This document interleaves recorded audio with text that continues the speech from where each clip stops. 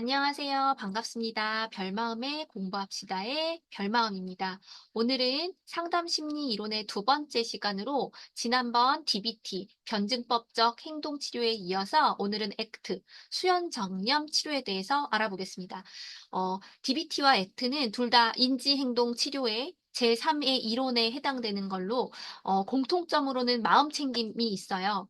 뭐 그리고 인지행동의 어떤 줄기에 따른다 이런 것도 있지만 오늘은 그것 말고 고유한 액트 수용전념 치료에서의 한 부분에 대해서 좀 더 고유한 영역에 대해서 알아보는 시간을 가져보도록 하겠습니다. 자, 액트 수용전념 치료에서 주요 키워드를 알아보면요. 첫 번째로 우리가 알아야 될 건 수용이에요. 자, 수용할 건 수용하고 그 다음에 가치 이제 아까 수용 전념 치료잖아요. 그래서 내가 가지고 있는 어떠한 그런 바꿀 수 없는 것들에 대해선 수용하고, 그 다음에 전념을 하는데 뭘 전념하느냐? 가치에 기반한 활동들에 전념한다. 그래서 주요 키워드로 수용과 가치가 있고, 또 궁극적으로는 우리가 경직된 심리적 특성이 있는데 그거에서 벗어나서 심리적인 유연성을 갖기 위한, 좀 더 유연하게 반응하기 위한 거여서 주요 키워드. 그 다음에 이건 이론적 근거예요. 관계 구성 틀 이론이랑 맥락적 기능주의인데요. 또는 기능적 맥락주의라고도 불러요. 제가 봤을 때 이거 약간 제가 오타가 난 것 같아요. 기능적 맥락주의예요. 맥락적 기능주의가 아니고 기능적 맥락주의인데요. 먼저 관계 구성 틀 이론을 먼저 설명해 드리면 구성주의 하면 딱 이제 우리가 많이 떠오르는 게 언어죠, 언어. 그래서 관계 구성 틀 이론은 학습을 통해 우리가 알게 된 언어와 인지 구조의 틀에 따라서 우리 인간은 사고하고 행동한다. 그래서 언어가 지닌 속성 때문에 심리적인 경직성이 일어난다고 보는 거예요. 그래서 관계 구성적으로 학습된 내용들이 인간의 행동을 조절할 수 있기 때문에 그게 인지적 융합이 일어나는 거고, 그 관계 구성된 걸 바꾸면, 언어를 바꾸면 인지적인 유연성이 생기고 우리의 삶도 변화할 수 있다라고 보는 게 관계 구성틀 이론이에요. 좀 어렵죠? 그래도 알고 있어야 되고요. 저 위에 오타난 거 기능적 맥락주의는 어, 실용적인 어떤 특성이 있고 어떤 행위의 옳고 그름은 기능적인 유용성을 의미하고 객관적으로 어떤 절대적인 진리가 존재하는 건 아니다.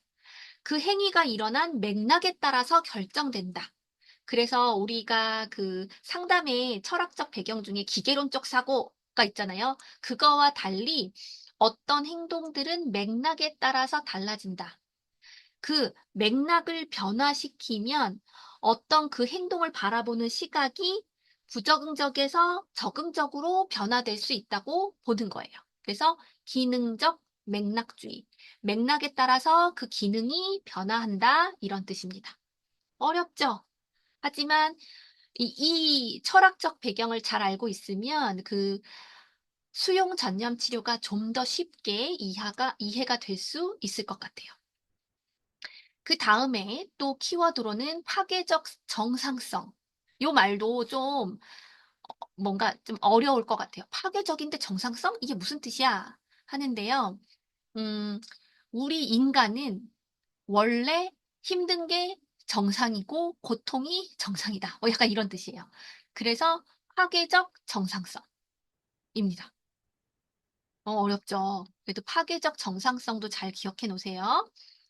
그다음에 창조적 절망감. 창조적 절망감도 수용 전념 치료에서 얘기하는 중요한 것이에요.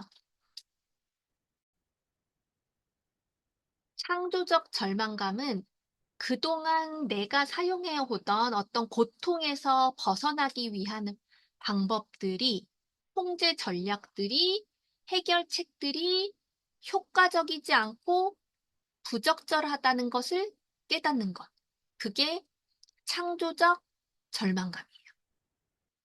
그리고 이것도 조금 어려울 수 있지만 한번 생각해봐요. 우리의 고통은 크게 두 가지로 이루어져 있다. 첫 번째는 존재의 고통. 뭐냐면 우리가 우울, 불안, 뭐 화, 이런 부정적 정서와 같은 것들이 고통이라고 보는데 그것이 존재하면 우리는 아프다, 고통스럽다. 어, 불안해도 불안 자체가 존재하면 우리는 고통스럽죠? 우울 자체도 존재하면 고통스러운 거. 자, 고통에는 존재가 있는 것 자체로도 고통스러운 게 있고, 부재의 고통은 있어야 될 게 없어서 고통스러운 거예요. 뭐냐면, 우리는 삶을 가치에 따라서 뭔가, 내가 원하는 지향하는 삶에 따라서 살아야 하는데, 그 지향점, 삶의 목표나 행복, 이런 게 없어도 고통스럽다. 이해가시죠? 존재의 고통은 이게 존재함으로써 고통스러운 거고, 부재의 고통은 우리는 삶의 목표나 행복함이나 이런 게 있어야 되는데 없어도 고통스럽다. 요게 수용 전념 치료의 주된 키워드입니다. 그래서 요걸 잘 이해하고 있으면 수용 전념 치료의 인간관도 잘 이해가 할 거예요. 뭐냐? 인간은 본래 고통을 피하려는 경향이 있다. 어떤 고통, 존재의 고통이나 부재의 고통을 피하려는 경향이 있고, 이로 인해서 삶의 중요한 가치를 놓칠 수 있다. 그래서 문제행동의 원인은 불편한 감정과 생각이 그 뭐예요? 아까 존재의 고통을 회피하려고 하면, 회피하려고 하면 할수록 심리적 고통이 더 커진다. 이게 문제행동의 원인이에요. 또 여기 하나 만약에 더 추가를 하냐면 부재의 고통. 있어야 될 게 없어. 삶의 목표가 없어도 힘들고 행복감을 못 느껴도 고통스럽다. 이게 문제행동의 원인일 수 있겠죠? 그렇다면 치료 원리로는 우리가 뭔가를 피하려고 하잖아요. 불편한 감정들을. 그걸 경험하지 않으려고 피하려고 하잖아요. 그래서 그걸 경험 회피라고 불러요. 그리고 인지적 융합은 뭐예요? 아까 관계 구성틀 이론에 의해서 우리가 심리적인 경직성, 인지적 융합을 가지고 있으면, 인지적 융합이 있으면 심리적으로 경직성이 있어요. 그러면 그걸 극복해서 경험을 회피하려 하지 않고 있는 그대로 수용하고 인지적 융합을 거기서 약간 벗어나서 인지적 탈융합을 하면 심리적으로 유연해진다. 이게 우리가 상담의 치료 원리라고 볼 수 있어요. 그러려면 그러기 위해서 어떻게 전략을 할 거야? 했더니 일단 뭘 알아야 돼요? 이 내담자가 뭘 도대체 피하려고 하는지, 뭘 경험 회피를 하려고 하는지를 탐색해 봐야 되겠죠? 그리고 그거를 고통을 피하려고 하지 말고 수용할 수 있도록 도와줘야 합니다. 이해가셨죠? 그 다음에 두 번째, 인지적 탈융합 연습. 뭐냐면 경직된 사고. 나는 뭐 예를 들면 나는 실패했으니까 무가치하다. 뭐 성공해야만 해. 하여튼 우리 흔히 말하는 슈드 있죠. 그게 되게 경직된 사고란 말이에요. 그런 것들을 어 그런 사고에 집착하지 않고 나를 좀 멀리서 객관적으로 바라보게 하는 거예요. 그래서 지금 나는 이렇게 실패했으니까 무가치하다와 같은 생각은 떠오르지만 그 무가치한 게 곧 나는 아니다. 나와 같이 부정적 사고와 나 자신을 거리두기 연습하는 거예요. 네. 그게 또 구체적 전략으로 도움이 되고, 세 번째, 같이 명료화. 일단 수용 전념 치료는 수용할 건 수용하고 가치에 기반해서 전념하잖아요. 일단 지금 수용할 것에 대해서 알아봤죠. 1, 2번으로. 그 다음에 세 번째로 가치를 명료화하는 거예요. 그래서 내가 삶에서 중요하게 여기는 가치를 식별한다. 아까 어, 부재의 고통이 있다고 했잖아요. 그 부재의 고통을 찾는 게 가치 명료화 작업을 통해서 해보는 거예요. 그래서 내담자가 삶에서 중요하게 여기는 가치를 식별하는 것 하고, 그 다음에 네 번째로 그 가치의 기반으로 내가 전념할 행동을 찾아서 그 행동을 구체적으로 나열하고 계획하고 실천하는 데 집중합니다. 이해가셨죠? 그 다음에 다섯 번째로 마음챙김 훈련. 자, 마음챙김 훈련은 우리가 과거나 미래에 막 마음이 가 있어요. 그걸 현재로 막 오게 하는 거예요. Here and Now로 오게 해서 현재 순간에 집중하고 지나치게 과거의 실패나 미래의 불안에 걱정되지 않도록 신체 감각, 지금 난 뭘 느끼지? 지금 나는 뭘 경험하고 있지에 집중할 수 있도록 훈련하는 게 마음챙김 훈련입니다. 그래서 어, 내가 현재의 어, 수용 전념 치료라는 건 우리가 헷갈리실 수 있어요. DBT랑 약간 비교해서 설명을 해드리면 DBT는 뭐예요? 변증법적 행동 치료예요. 그래서 거기에도 마음 챙김이 들어가 있잖아요. 수용할 건 수용하고 내가 정서 조절을 잘 못하니까 정서 조절을 잘 할 수 있는 행동들을 변화시키는 데 초점을 기울입니다. 그래서 변증법적 행동 치료는 수용과 변화 둘 다를 다루면요. 액트는 수용에 좀 더 초점을 기울이고 변화보다는 그냥 전념하는 행동에 집중하는 거예요. 이해가셨죠? 그럼 여기에 플러스 알파로 하나만 더. CBT. 인지행동 치료에서는 어디에 좀 더 집중을 하냐면 수용 안 해요. 그냥 변화에 집중합니다. 인지를 바꿔서. 인지를 변화시키면 행동도 변화하더라. 이해가셨죠? 그래서 인지행동 치료는 변화의 포커싱, 수용 전념 치료는 수용의 포커싱, 그 다음에 전념 행동의 포커싱, 그 다음에 DBT, 변증법적 행동 치료는 수용과 변화에 모두 포커싱합니다. 이해가셨죠? 그럼 이때 수용전념 치료에서의 상담사 역할은 내담자가 자신의 감정을 수용하고 가치의 기반에 따라 행동할 수 있도록 지지해주고 필요할 때는 그런 기법들을 알려주기도 합니다. 자, 이거를 수용전념 치료에서 나오는 표로 한번 볼게요. 자, 왼쪽이 문제가 있을 때의 상태. 이해하시죠? 뭔가 심리적으로 어, 어려울 때의 모습.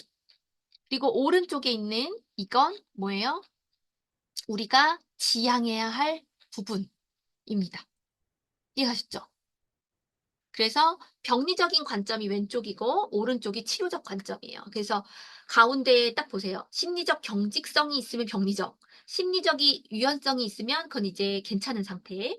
그다음에 뭐가 또 있어요? 개념화된 과거와 미래에 대한 지배, 제한된 자기인식. 나는 이래야 돼. 이랬어야 했는데 나는 이러고 싶은데 하고 here and now 하지 못하는 게 개념화된 과거와 미래에 지배받는 제한된 자기인식이고 우리가 나아가야 할 방향은 here and now, 현재에 존재하기예요. 네. 그리고 또 뭐가 있어요? 가치 명료와 접촉의 결여. 내가 아까 뭐의 부재였죠? 음, 있어야 될 게 없는 것이 부재라고 했잖아요. 그 그 행복이나 뭐 가치나 내가 중요한 그게 부재되어 있는 게 요거. 그래서 가치 명료와 접촉의 결여. 그래서 요걸 가치 있는 방향을 정의하고 그다음에 계속 회피하려고 부정적 감정을 회피하려는 무활동, 충동적 회피 지속 이게 뭐냐면 그거를 계속 지속하는 거. 그런데 그걸 전념 행동을 통해서 피하려고 하지 않고 지속한다. 뭐 이렇게 보면 좋겠습니다. 왼쪽에 볼게요. 사실 수용 전념 치료니까 전념을 지금 먼저 본 것 같은데 수용을 먼저 볼게요. 자, 경험을 회피하는 내가 있는데 그걸 수용해야 되고 인지적으로 되게 고착돼 있어. 융합돼 있어. 이걸 인지적 탈융합해야 되고 개념화된 나는 이래야만 해 하고 아까 관계 구성틀 이론에 의해서 되게 구성적인 뭐 이런 게 있잖아요. 거기에서 벗어나서 아까 뭐라고 했어요? 관계 구성틀 이론 말고 기능적 맥락주의 얘기했잖아요. 기능적 맥락주의. 그 개념화된 자기에 대한 집착에서 벗어나 맥락적인 자기를 이제 찾을 수 있도록 해야 한다. 여기까지 수용 전념 치료에 대해서 개관 또는을 알아봤습니다. 그리고 아주 간단하게 인지행동 치료와 DBT, 변증법적 행동 치료와 비교도 해보는 시간이었어요. 이거를 무조건 외우면 잘 안 되고 좀 이거 잘 그 철학적인 배경들하고 잘 이해하면 좀 더 이 액트에 대해서 명확하게 이해할 수 있을 거라고 저는 봅니다. 마지막까지 시험 얼마 안 남았지만 저희 열심히 공부해봐요. 수고 많으셨습니다. 안녕히 계세요.